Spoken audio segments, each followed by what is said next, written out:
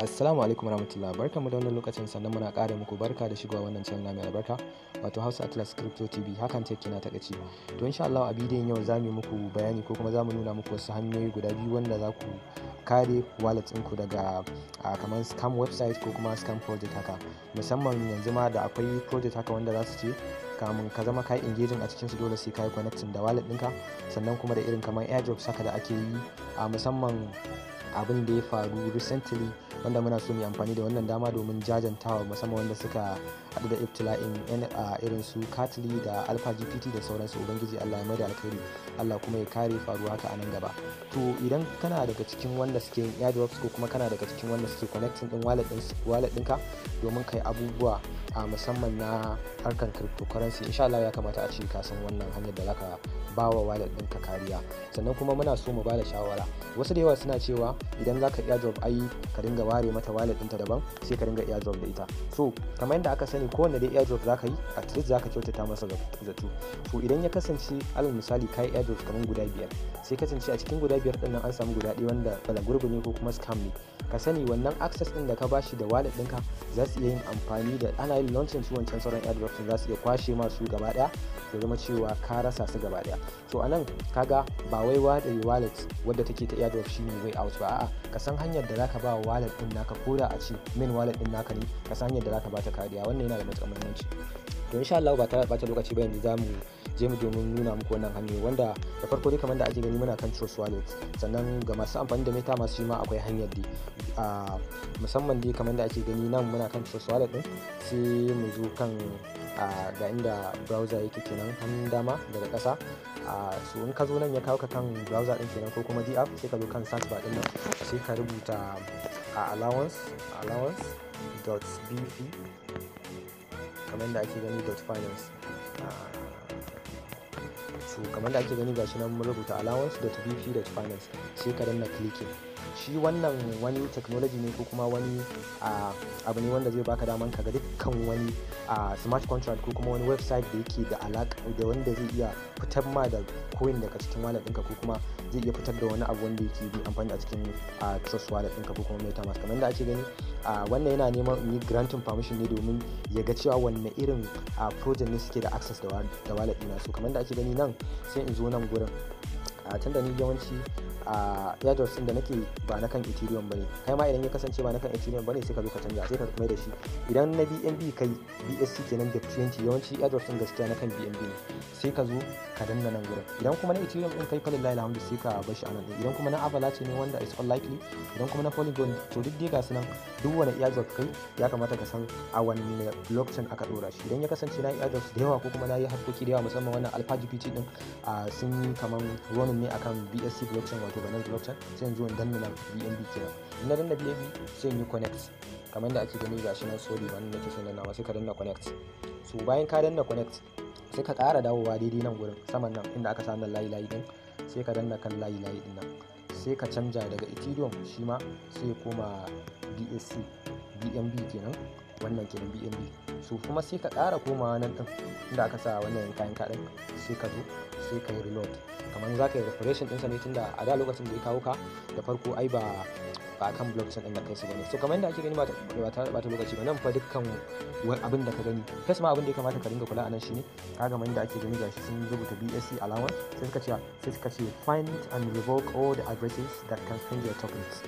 Suka ce dukkan wani addresses, wani contract address ko kuma wani smart contract ko kuma wani abu dai wanda zai iya zuwa ya sace ma coin ɗinka, domin sata za mu kira shi, ya sace ma coin ɗinka daga kan wallet ɗinka ya fitar da shi ba ma tare da ka sani ba. Saboda yawanci su irin wannan technologies in dai har kai granting permission da shi coin ko kuma kai adin ɗinsa, kamar dai misalin ka buɗe kofan gidanka ne ko ɗakin ka sai ka sa mutum a ciki, kaga zai iya shiga da kaya ko ya fita da shi watakila ba tare da kana manan ko kuma ka sani ba. So kamar da ake gani su wannan dukkan wasu smart contract ne wanda wasu daga cikin za mu ga akwai wanda suke da unlimited ma access, wanda za su iya idan miliyan 100 ne a ciki ko kuma dala miliyan 100 ne a cikin wallet ne za su iya fashewa. Wannan kuma kamar yadda ake gani ga sunan limited ne, duk ga sunan waɗannan duk za su iya yin duk abin da suka ga dama a cikin ita wannan wallet din, wanda kamar yadda ake gani ta airdrop ce, shi yasa ake cewa ya kamata a ce ko da ta airdrop din ne ma ka san da zaka kare ta. So a nan gurin tunda na gane cewa ina da wannan wannan intruders din ga sunan suna nan da yawa haka, wanda wataƙila kai mai kallon wannan bidiyon kai ma zaka iya ganin su, ko dai ba su kai nawa ba ko kuma su fi nawa, yayi danganta da yadda kake kai naka airdrop din.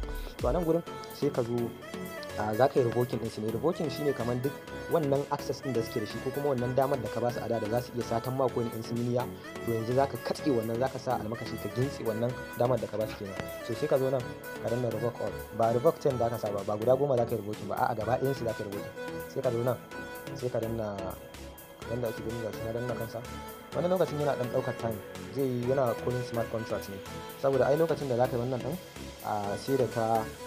sai da ka yi kai granting permission sannan ka abin nan. So gaskiya kamar da ake gani, abin da kuma na manta ban faɗa ba shine dole sai kana da dan wani adadi na dan BNB ko ya yake, dan adadin BNB kamar ko na rabin dala ne haka ko kuma na dala ɗaya, saboda kaga sai ka yi granting access, ka ba su dama sun yi executing shi wannan abin da kake so kai. So kamar da ake gani nan dole sai ina da wani dan adadi na wani BNB kenan, wanda dama dai na yi wannan mun yi wannan bidiyo ne domin mu nuna yadda za a yi abin. So idan mutum ya tashi sai tabbatar ya dan sa wani adadi wanda bai haura na dala ɗaya na BNB ba, domin ganin cewa ya ba wallet ɗinsa a kariya. So kana wannan din kana sawa inda zai kawo ka, ba nan zai kawo ka ba, zai kawo ka inda zaka danna ka yi granting permission, shikenan sai revoking all. Kana zuwa sai ka refreshing, kana refreshing zaka tarar ba komai a nan gurin. Insha Allah wannan shine hanya ta farko. Wanda hanya ta biyu kuma shi ma is very simple, wanda zaka zo kan setting ne, kamar da ake gani zaka zo kan setting ne akan Trust Wallet kenan, sai ka zo nan sama sai ka ga inda suka sa preferences. Wannan preferences din shi zaka danna, sannan kuma sai ka zo nan gurin DApp din nan ko kuma dApp browser da yadda ake kiranta, sai ka zo ka danna kai.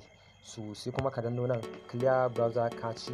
Wannan caches din shi ma kusan suna da muhimmanci a ce kana goge su akai-akai, saboda wani kamar datas ne haka ko kuma wani datas da za a ce wanda su wannan website ko kuma wannan contract din da ka shiga suke ajiyewa akan shi wannan wallet din naka, domin su yi amfani da shi next time in suka so su shigo su ma barna domin su sami yanda suka ga dama. So in ka zo za ka yi clear ɗinsa gaba ɗaya kamar da ake gani na yi clear ɗinsa.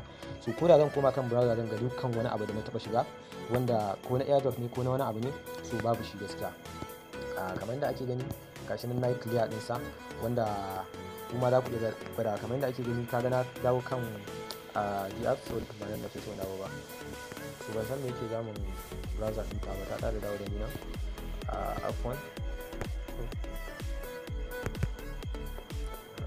Bari mu ɗan tsayar da bidiyon.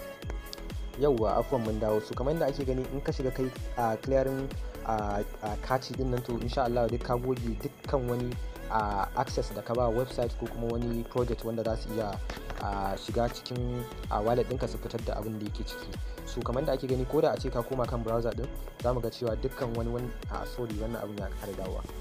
So insha Allah dai daga nan za mu koma kan MetaMask, da na ga Trust Wallet din namu tana ba mu matsala.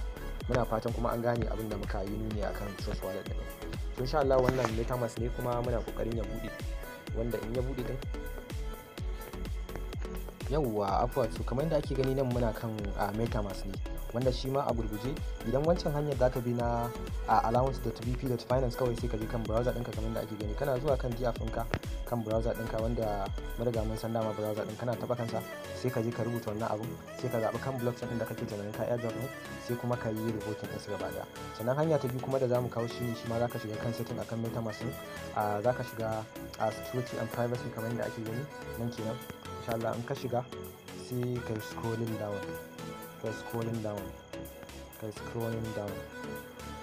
sai ka zo daidai nan. Wannan guda biyu su ne wanda muke bukatar, musamman wannan yawwa ko kuma wannan shi ma. Insha Allah in ka zo wannan dai in kai clear ɗinsa kamar da ake gani na farko ɗin, suka ce ma choose this option to clear your browser cookies. Dukkan wani guri da ka shiga wanda suke da access da wallet ɗinka, wanda ka iya amfani da wannan shigar da kai, sun yi storing wani cookies ne akan browser ɗinka ko kuma DApp ɗinka. So duk kai clear ɗinsa, in ma da sun yi permission ka ba shi permission, so yanzu in ka koma sai ka ƙara ba su permission ɗin nan. Kaga ba za su iya zuwa su yi ma wata barna ko baka nan ko kuma irin ka sauka daga kan wallet din su je su ma wani abu wanda ba daidai ba. So in ka zo za ka yi clear din nan gurin kamar da ake gani, za ka yi clear din sa nan ma sai ka zo a clear browser cookies sai ka clear din sa. So insha Allah wannan hanyoyin guda biyu idan dai har mutum ya yi su ba ma bukatar sai ka ware wata wallet ka ce da wannan zaka dinga airdrop da wannan zaka dinga wadda ita ce main wallet ɗinka. Insha Allah wannan su ne dai hanyoyin kamar da ake gani. A ubangiji Allah ya samu dace, muna fatan za a mana subscribing wannan channel din, sannan kuma za a yi mana like na wannan bidiyon. Mun gode, sai kuma wani lokaci ne.